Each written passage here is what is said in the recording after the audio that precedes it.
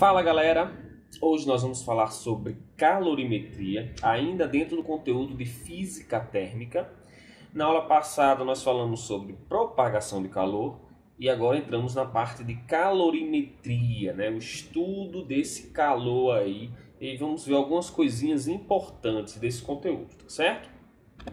Então, vamos ver calor sensível, capacidade térmica, calor específico e algumas outras coisinhas bacanas aí.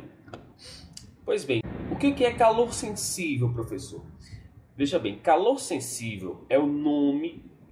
Calor é aquela energia quando passa de um corpo para o outro, né? Que pode se propagar por condução, convecção e radiação.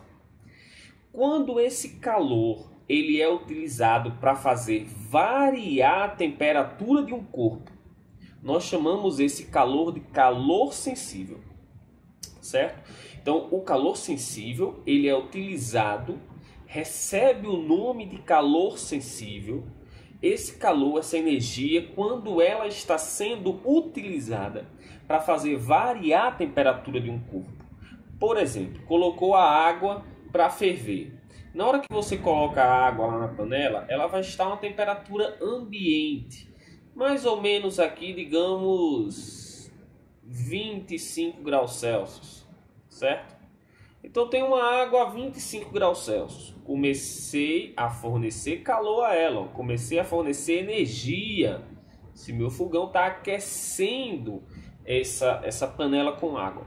Essa água ela vai começar a aumentar a sua temperatura. Se ela começou a aumentar a sua temperatura, esse calor que ela está recebendo, esse calor é representado pelo Q, o Qzão, tá certo? Então, esse calor que ela está recebendo é chamado de calor sensível. Ele está sendo utilizado para variar a temperatura da água. Você vai aquecer essa água, você quer que a água comece a ferver, entrar no ponto de ebulição como essa imagem aqui. Então, se essa água está fervendo, está no ponto de ebulição, então significa que ela já está a 100 graus Celsius. Beleza, galera? Esse é o conceito de calor sensível. A unidade de calor, vocês já sabem, é a caloria. Calor, trabalho, energia são dados em joules, que é a unidade de energia, né? Mas é muito comum você encontrar também o calorias. Para converter para joules, que é a unidade do sistema internacional, nós consideramos mais ou menos que 1 cal vale 4,2 joules. Né? Isso vocês já sabem, isso nós já trabalhamos.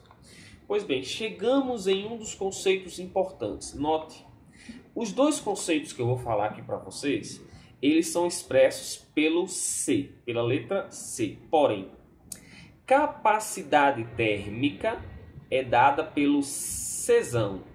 E calor específico, que eu vou falar daqui a pouco, é dado pelo Czinho, C minúsculo, tá bom? Então, capacidade térmica é expresso pelo Czão, pelo C maiúsculo. O que é isso? Capacidade térmica é a quantidade de calor que um corpo precisa receber para variar a sua temperatura em 1 grau Celsius. E isso depende do tamanho do corpo. Né, da massa do corpo, por exemplo. Isso aqui é isso é óbvio, né? Ó.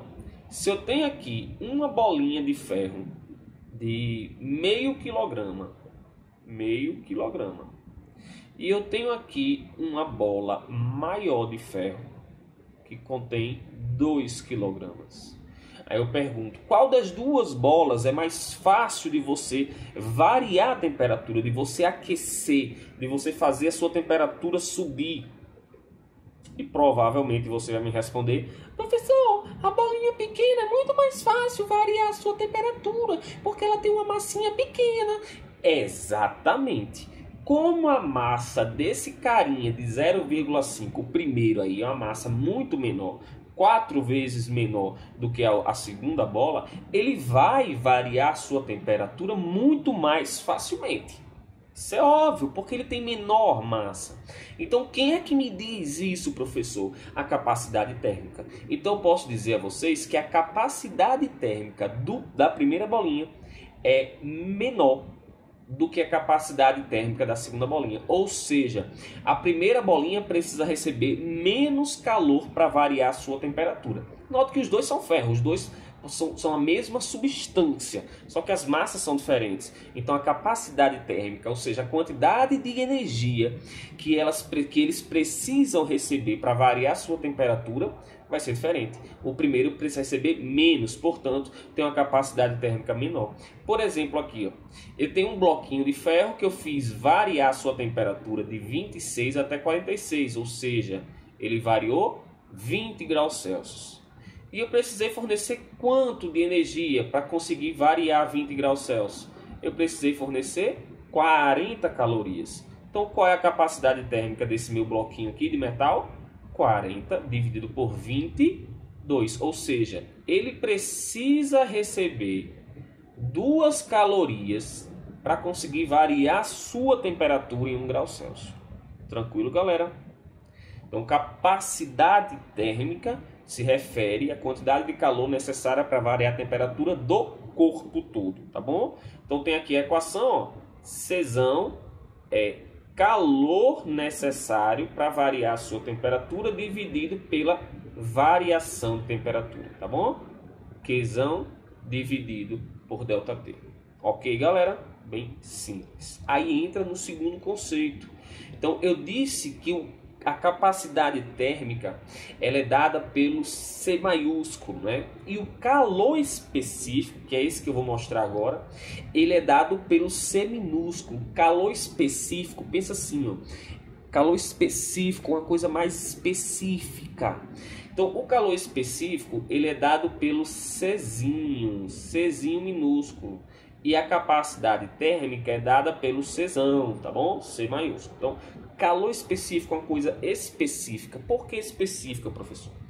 No exemplo anterior, eu disse a vocês que eu tenho uma bolinha de 0,5 calorias, ou de 0,5 quilogramas, e eu tenho uma bola maior de 2 quilogramas. E eu disse que os dois são bolinhas de ferro.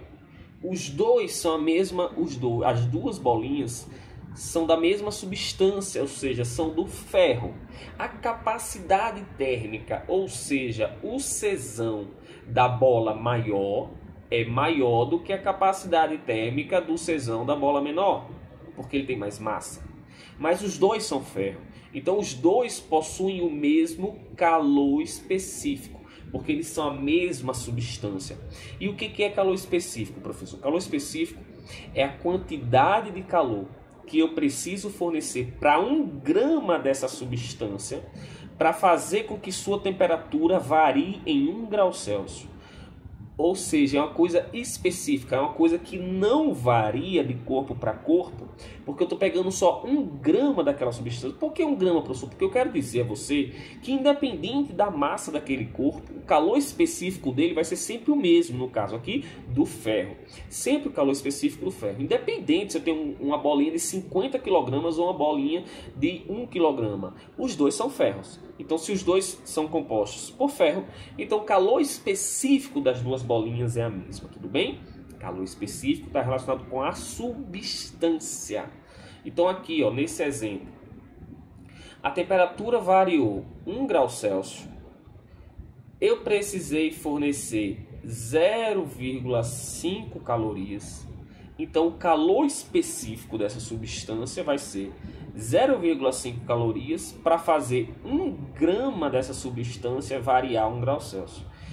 A unidade do Czão, a unidade da capacidade térmica é o caloria por grau Celsius, porque não depende da massa dele, tá? Não depende da substância, depende do corpo, tá bom? O calor específico, que é o Czinho, a unidade dele, ó, é o cal por grama grau Celsius, ou seja, tem um Gzinho que indica que é para variar a temperatura de 1 grama, de uma coisa específica daquela substância, tá certo? Beleza? Então a diferença entre capacidade térmica para variar a temperatura do corpo todo, capacidade térmica é para aquecer o corpo todo. Calor específico é uma coisa específica. Eu preciso saber quanto eu forneço de calor para variar daquela substância, tá bom? A temperatura daquela substância. Então aqui eu tenho alguns valores de calor específicos. Isso aqui dá uns exemplos importantes, tá? Notem que o alumínio 0,2, ou seja, preciso fornecer 0,2 calorias para variar a temperatura de 1 grama em 1 grau Celsius. Aí eu tenho vários aqui, o álcool, o cobre, tem um Czinho bem pequenininho, o chumbo. Olha como o calor específico dessas substâncias é pequeno. O que significa isso, professor? Se o calor específico deles é pequenininho, significa que eles variam sua temperatura muito facilmente.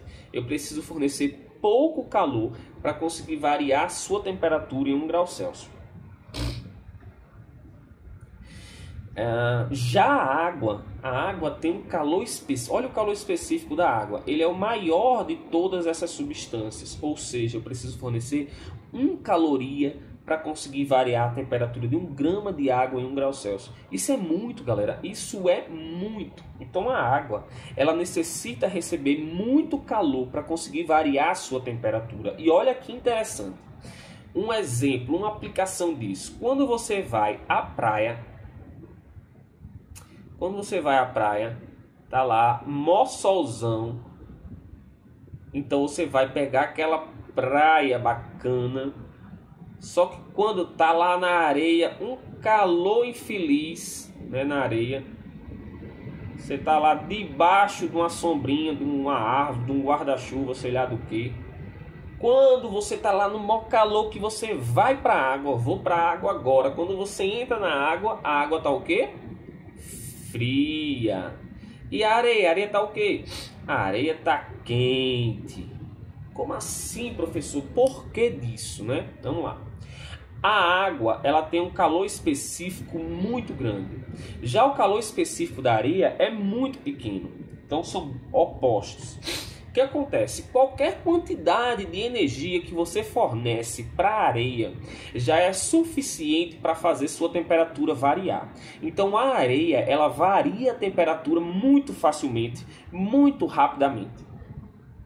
Já a água não. Como o Czinho da água é muito grande, a água ela precisa receber muito calor para conseguir variar sua temperatura. Vamos para a prática. Você está aqui, botou um guarda-sol aqui. Onde você botou o guarda-sol, a areia embaixo dele vai estar fria. Rapidamente. Não vai demorar muito não. Botou o guarda-sol, daqui a um pouquinho fez sombra, aquilo ali já vai estar frio. A areia já vai estar fria. Da mesma forma que ela aumenta a sua temperatura facilmente e rapidamente, porque o Czinho dela é pequeno, ela também baixa a sua temperatura facilmente e rapidamente, porque o Czinho dela é pequeno, então ela perde calor muito fácil e aí ela faz diminuir sua temperatura rapidamente. Já a água não. A água, como o Czinho dela é alto, ela passa a manhã toda recebendo calor, a tarde toda recebendo calor, e ela só consegue esquentar quando já está de noite. Quando é de noite, a água passa a noite inteira perdendo calor, e aí a madrugada inteira perdendo calor, e ela só vai conseguir esfriar quando já está de manhã. Então ela passa a manhã e a tarde recebendo calor, esquenta de noite. Tomou banho de noite, é bem quentinha a água. Tomou banho de madrugada, é quentinha a água. Ela está perdendo calor. Quando perde calor de noite, perde calor de madrugada, ela só esfria no outro dia de manhã. Outro exemplo bacana, os desertos. No deserto só tem areia, e a areia varia sua temperatura muito facilmente. Então durante o dia a temperatura no deserto chega a 50 graus Celsius, 60 graus Celsius, um exagero de temperatura. E à noite é muito frio, essa temperatura despenca, por exemplo, para 10 graus Celsius. Mas por quê, professor? Só tem areia. Quanto mais calor ela recebe, mais ela aumenta a temperatura, então aquele ambiente se torna extremamente quente, né? A temperatura vai lá para cima. Quando vai caindo a tarde, caiu a noite, ela começa a perder temperatura, começa a perder calor, e a temperatura dela começa a diminuir. Perdeu calor, a temperatura vai lá para baixo. Então o deserto é um exemplo de como o calor específico da areia é pequeno. E aí chegamos na conhecida equação fundamental da calorimetria, que é essa equação aqui, ó, que eu costumo chamar ela de que macete, né, ó. Eu tinha mostrado para vocês esta equação aqui, ó, anteriormente. Czão igual a calor sobre variação de temperatura. O que é isso aqui, ó? Isso aqui é Qzão igual a capacidade térmica vezes ΔT, que é a variação de temperatura. Mas quem é esse Czão? Esse Czão aqui, ó, ele é massa vezes Czinho. O Czão depende do Czinho, ou seja, a quantidade de calor que um corpo precisa receber para variar sua temperatura depende do calor específico dele, mas também depende da massa, né? Porque é o corpo todo. Então, quando eu jogo isto aqui, ó, M vezes Czinho aqui dentro, fica assim, ó, Qzão igual a M vezes Czinho vezes ΔT. E aí eu chego na equação fundamental da calorimetria, que eu costumo chamar de que macete. Massa, calor específico, variação de temperatura. Ok, galera? Bacana nessa equação aí, né? Ficou claro a diferença entre Czão e Czinho, a importância do calor específico. Bem, eu disse a vocês, essa equação aqui, ó, ela é a equação, o que macete é a equação do calor sensível, tá certo? Ela é a equação do calor sensível, ou seja, quando eu quero variar a temperatura de um corpo, por isso que tem um ΔT. Quando, e aí muito importante, quando você vai aquecer um corpo, mas a temperatura dele não vai variar, aí esse calor recebe o nome de calor latente e não mais calor específico. Exemplo, professor, vamos lá. Vamos naquele exemplo da água que eu tinha dado a vocês. Vou aquecer um recipiente com água. A temperatura dele saiu de 20 graus Celsius e foi até 100, que é o ponto de ebulição. Essa água começou a ferver. E aí tem uma coisa importante. Quando a água começa a ferver, não tem necessidade de você deixar a chama do fogo ainda alta, porque você só está gastando gás.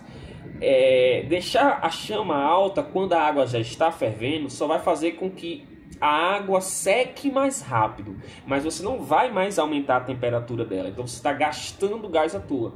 Por quê, professor? Porque quando essa água chega a 100 graus Celsius, que nós chamamos esse ponto de ebulição, porque é o ponto onde a água passa para o estado de vapor, ponto de ebulição. Quando ela chega nesse ponto, a temperatura dela não varia mais, não aumenta mais.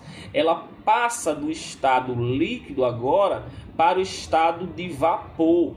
Então, quando chega em 100 graus Celsius, ela não vai mais variar sua temperatura e todo o calor que você fornecer para esse recipiente com água vai ser utilizado para quebrar as ligações entre as moléculas e forçar o líquido a passar para o estado de vapor. Entendeu? Então não adianta mais ficar aquecendo com a chama alta, porque você não vai mais aumentar a temperatura. Chegou em 100, ela não aumenta mais, exceto se você tiver uma panela de pressão. Porque em uma panela de pressão, que é um local fechado, você tem a panela de pressão como sendo um local perfeitamente fechado, a temperatura começa a aumentar, a pressão aqui dentro aumenta demais.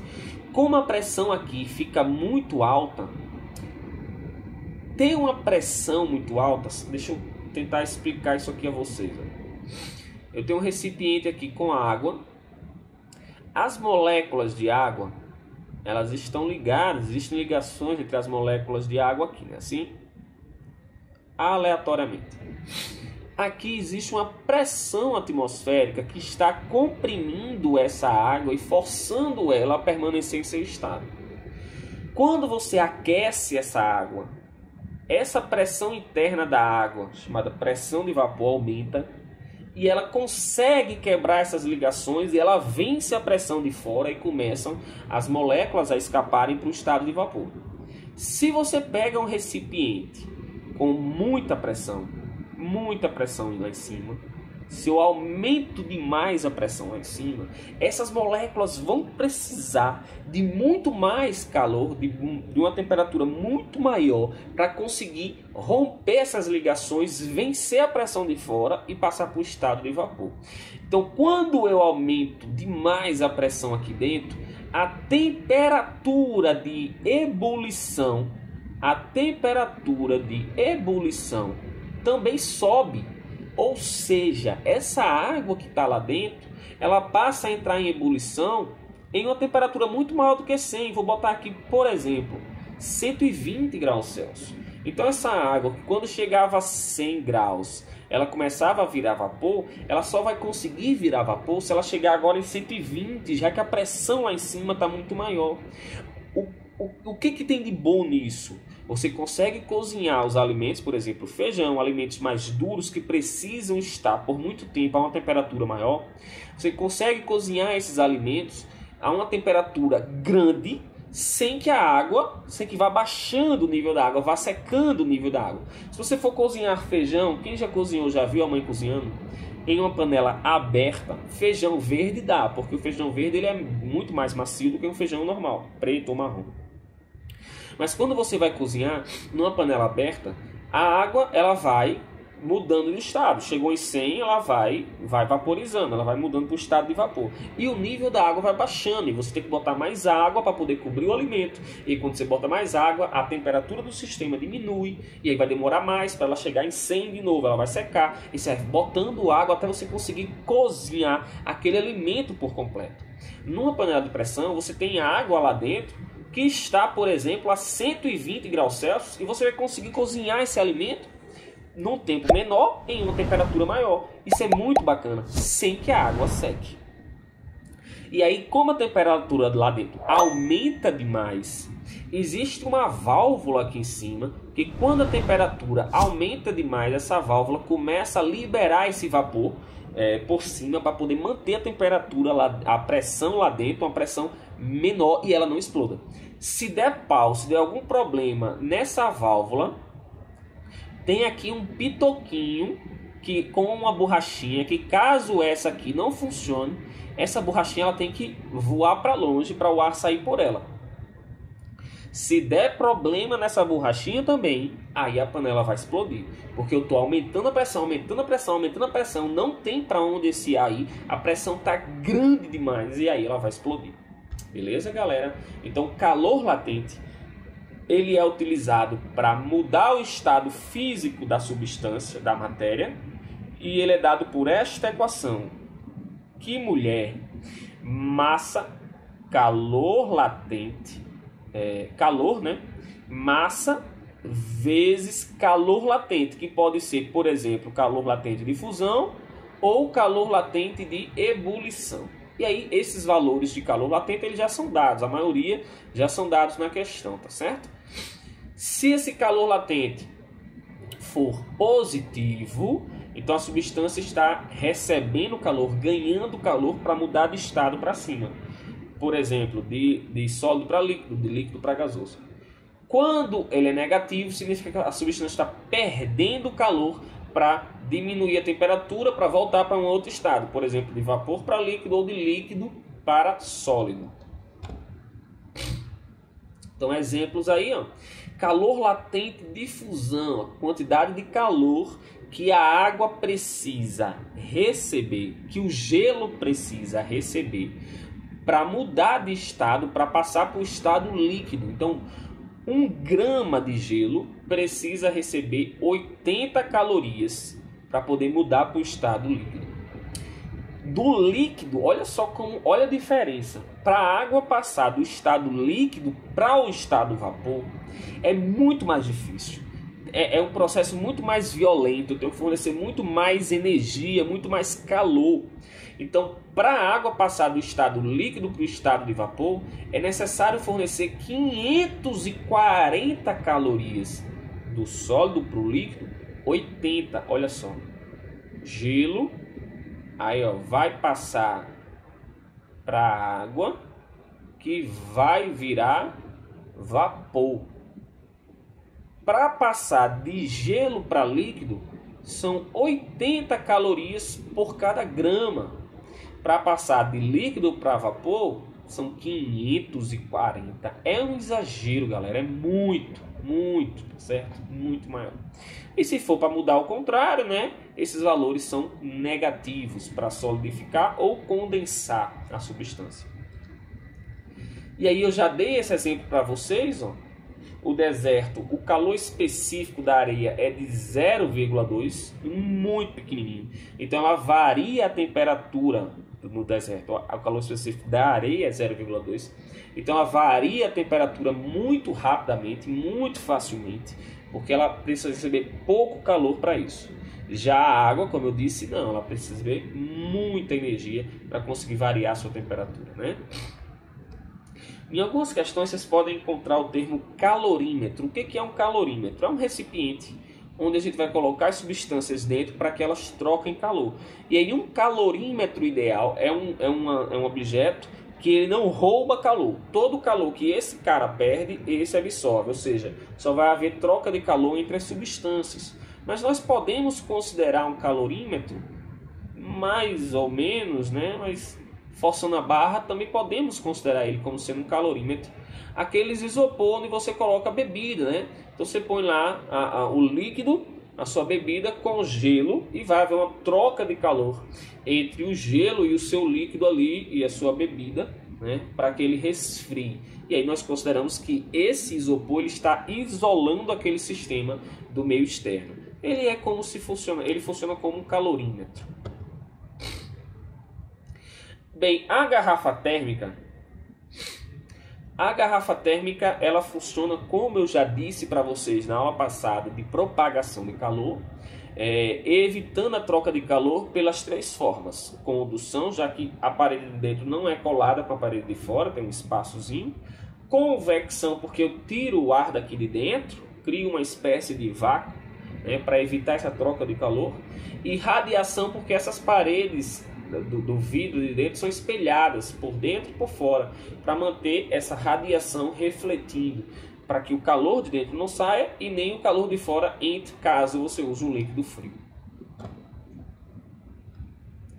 Ok? Bem, quando eu falo de que dois objetos estão trocando calor, dentro de um calorímetro eu tenho aqui um objeto frio e tem um objeto quente. O objeto quente está na temperatura maior do que o objeto frio, então ele vai fornecer calor para o objeto frio. A quantidade, vamos considerar algo ideal, ou seja, a quantidade de calor que o quente perde, a quantidade de calor que esse cara está perdendo, é igual à quantidade de calor que esse cara está recebendo, tá bom? E aí nós vamos fazer a nossa continha baseados nisso daí, a quantidade de calor trocada entre eles, a quantidade de calor que esse fornece. Se ele fornece, então ele está fornecendo um calor negativo, né? Ele está perdendo. Então o calor dele negativo e o outro vai receber calor. Então se o outro vai receber calor, vai ser um calor positivo. Se não tem mais nada nesse meio trocando calor, essa soma de energia tem que dar zero. O calor que um perde tem que ser igual ao calor que o outro ganha. Professor, para que essa conta? Para a gente poder encontrar, seja lá o que, a variação de temperatura da substância ou o calor específico de algum desses carinhas aí, tá certo? Nós vamos utilizar essa continha aí, tá bom? Independente de quantos corpos tiverem, vocês vão fazer essa continha. Aqui eu tenho uma curva de aquecimento. Prestem atenção. Olha aqui, ó. Temperatura em função da quantidade de calor. Digamos que eu tenho aqui um bloco de gelo, tá bom? Eu tenho um bloco de gelo. Olhem com calma esse gráfico, tá bom? Bloquinho de gelo. Começou com esta temperatura aqui, ó. Aí começou a fornecer calor. A temperatura desse meu bloquinho de gelo começou a subir, subiu até aqui, ó. Pá. Subiu. Variei a temperatura. Se eu variei a temperatura, esse calor que eu forneço para variar a temperatura, eu chamo ele de calor sensível. Muito bem. Agora, ele sofreu fusão. Fusão, entendeu? O que é fusão? Mudou do estado sólido para o estado líquido. Olha a observação aqui, ó. A temperatura desse meu sistema não está variando. Se não está variando a temperatura, mas ele está sofrendo fusão, está mudando o estado físico dele, então sei que este calor fornecido neste momento é chamado de calor latente. Entendi, professor. Aí aqui, ó, pá, mudou de estava sólido, agora ele virou líquido. Virou líquido. Em que temperatura, professor? Na mesma temperatura. Se for gelo, por exemplo, ele começa a sofrer fusão a 0 graus Celsius. Então, essa água que derreteu, ela está aqui temperatura, professor? 0 graus Celsius, tá certo? Aí eu comecei a aquecer de novo, ó. Olha, por que ele está aquecendo, professor? Eu continuo fornecendo calor e a temperatura agora, ó, começou a aumentar novamente, até chegar nesse ponto. A temperatura subiu até esse ponto. Se a temperatura está subindo, esse calor daqui, ó, é chamado de calor sensível. Quando chegou aqui, ele fez o que? Sofreu vaporização. Não é Vic Vaporup. Ele sofreu vaporização. O que é vaporização? Mudou do estado líquido para o estado de vapor. E aqui ele estava no estado de sólido. Mudou. Olha a temperatura. Mudou a temperatura? Não. Por que não mudou? Porque todo o calor que eu estou fornecendo aqui, ó, está sendo utilizado para mudar o estado físico.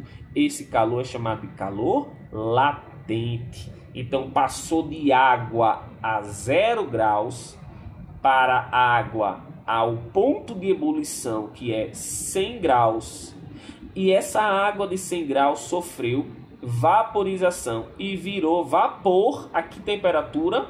100 graus Celsius. Só depois que eu mudei todo o estado, toda a substância de estado físico, aí, ó, mudou toda a substância. Continuei fornecendo calor. A temperatura voltou a subir, aumentou novamente. Então isso aqui é calor sensível. Ah, professor, que massa, doido. Que massa. Aí aqui a temperatura voltou a subir. Beleza?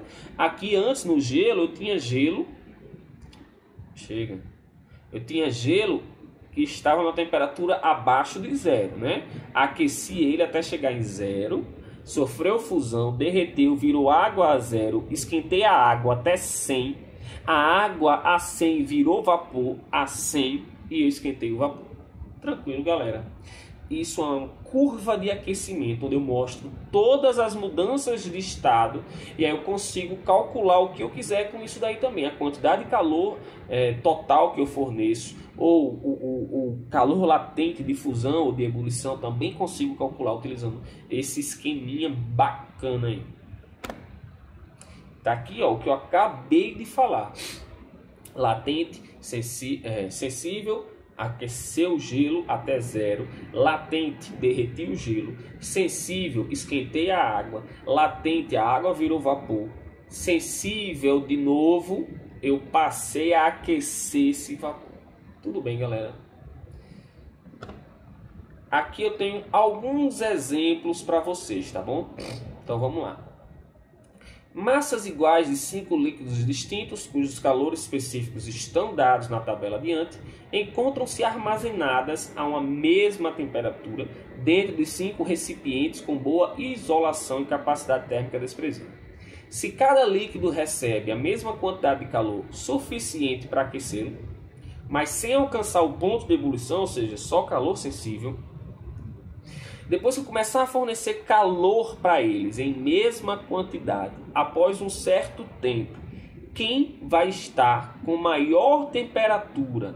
Quem vai estar com a temperatura maior entre essas 5 substâncias? Note que a questão está dando aqui um Czinho, o calor específico, que diz quem é que esquenta mais rapidamente ou não. Quem é que demora mais para esquentar nesse meu esquema aqui, ó? A água. Quem é que esquenta mais facilmente? Esse cara. Então, se eu vou marcar, por exemplo, 5 minutos e aquecer as 5 substâncias, aquele que vai aquecer mais, que vai variar mais sua temperatura, mesmo recebendo a mesma quantidade de calor, é o mercúrio. Ok, galera? Simples, né? Questão 2. Um bloco de massa 2 kg, vou anotando aqui, ó, façam sempre isso, tá bom? Massa 2 kg, recebe toda a energia térmica liberada por 100 gramas de água. Então aqui eu tenho um bloco e aqui eu tenho 1.000 gramas de água, desculpa, que é 1 kg de água, que diminui a sua temperatura em 1 grau Celsius. Então a água sofreu uma variação de temperatura em 1 grau Celsius, diminuiu em 1 grau Celsius.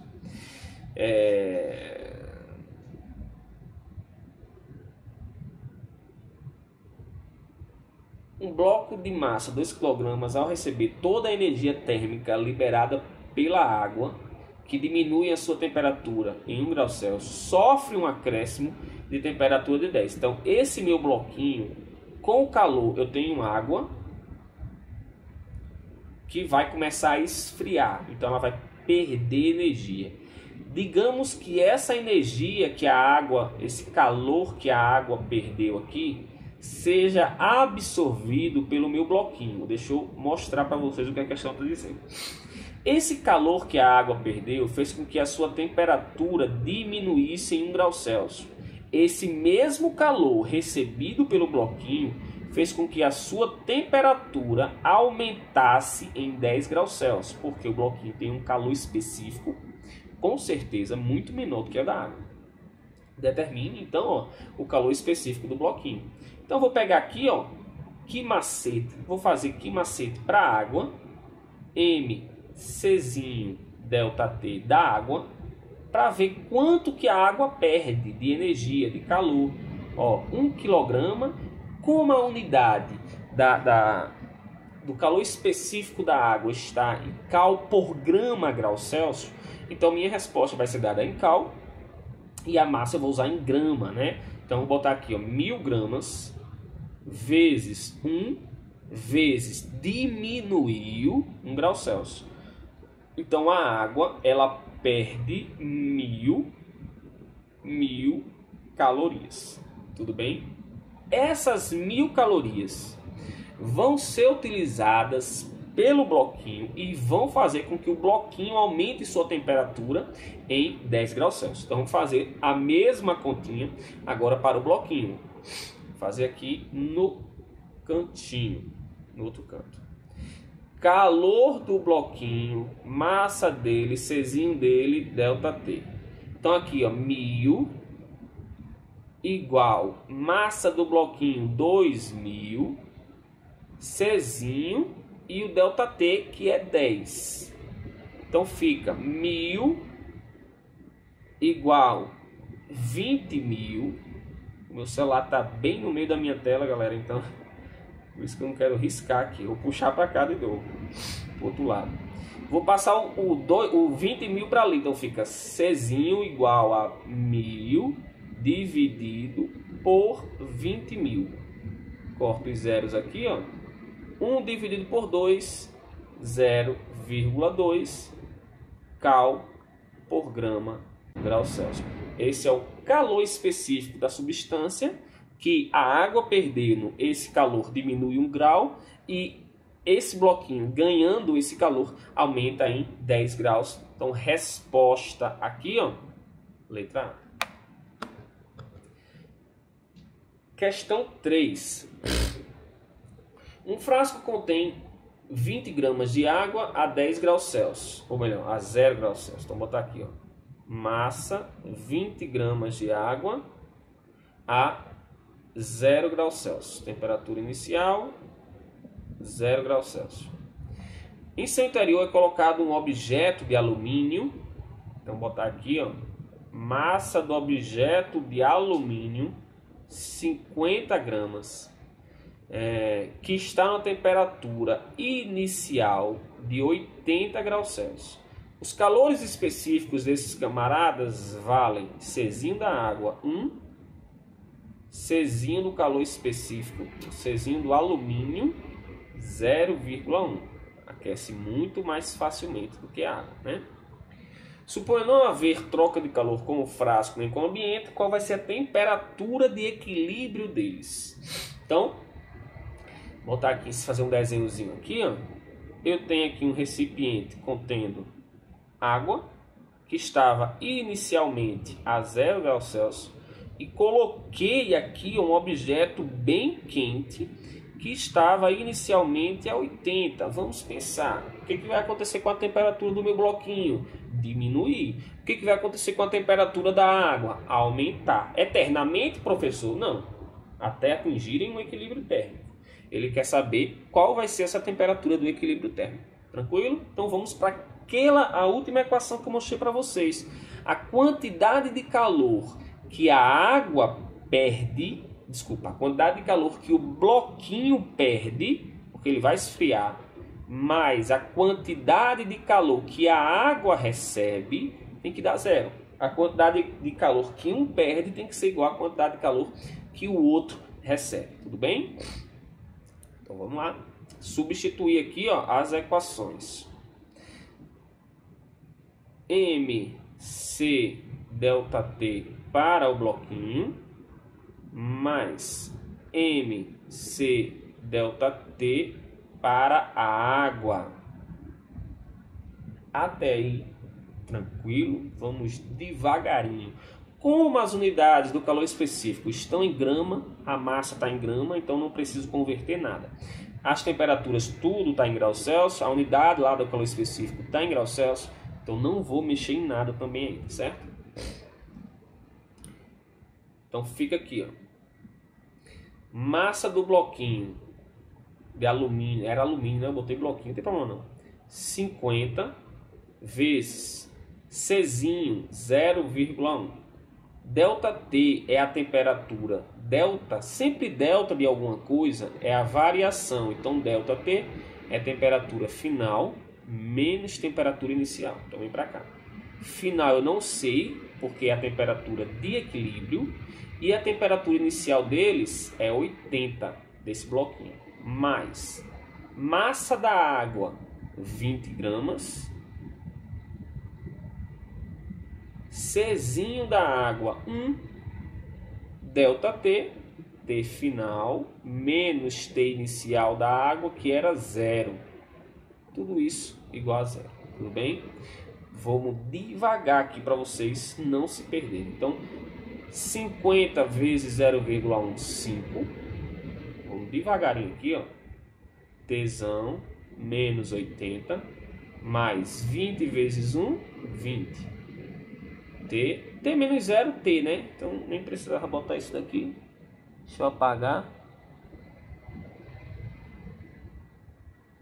Pronto. T menos 0, T. Tudo isso igual a 0. Faça aqui chuveirinho, ó. 5 vezes T, 5T. Menos 5 vezes 4, 40, ou 5 vezes 8, 40. Então 5 vezes 80, 400. Mais 20T. 20T. 5T mais 20T, 25T. Igual a 400. 400 está positivo, eu passo ele para o outro lado, e ele está negativo, eu passo ele para o outro lado e ele fica positivo, tudo bem? Então agora eu vou passar o 25 que está multiplicando T, eu vou passar ele para lá, ó, ele está multiplicando, ele vai passar dividindo. Então 400 dividido por 25. Tranquilo, galera? Até aí alguma dúvida? Então 400 dividido por 25 vai me dar 16. Então temperatura final 16 graus Celsius. Ok, galera? Ficou claro? Qualquer dúvida, fala lá, beleza? Questão 4. Quando dois corpos de tamanhos diferentes estão em contato em equilíbrio térmico e isolados do meio ambiente, pode-se dizer que o corpo maior...